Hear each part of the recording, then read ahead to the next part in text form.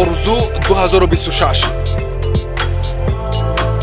реҷаи стратегии рушди футбол дар Тоҷикистон таҳти ҳамин унвон барои солҳои 2017-2026 Федератсияи футболи мамлакат таҳия намуда мавриди амал қарор дод. Ҳадаф аз ин барнома татбиқи ислоҳоти куллӣ дар футболи тоҷик ба шумор меравад, ки марҳала ба марҳала, қадам ба қадам, нафас ба нафас ва фасл ба фасл сурат мегирад.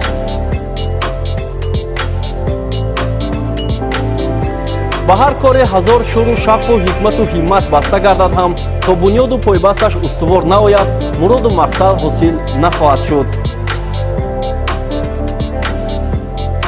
дар ин радифу росто корҳои зерин дар сатҳу сифати баланду боло анҷом дода хоҳанд шуд.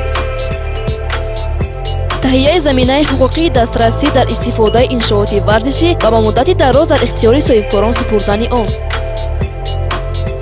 такмил додани заминаи техникии иншооти варзишӣ,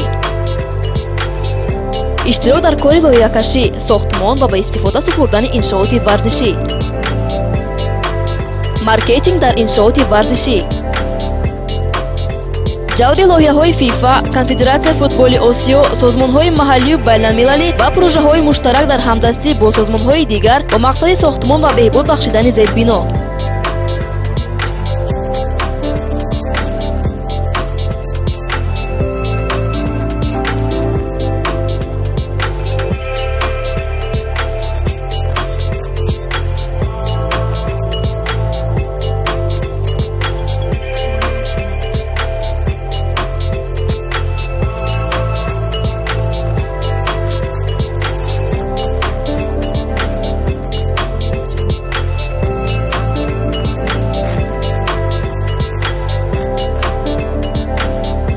Орзу-26 ҳидоятномаи фатҳу кушоишҳо дар футболи тоҷик.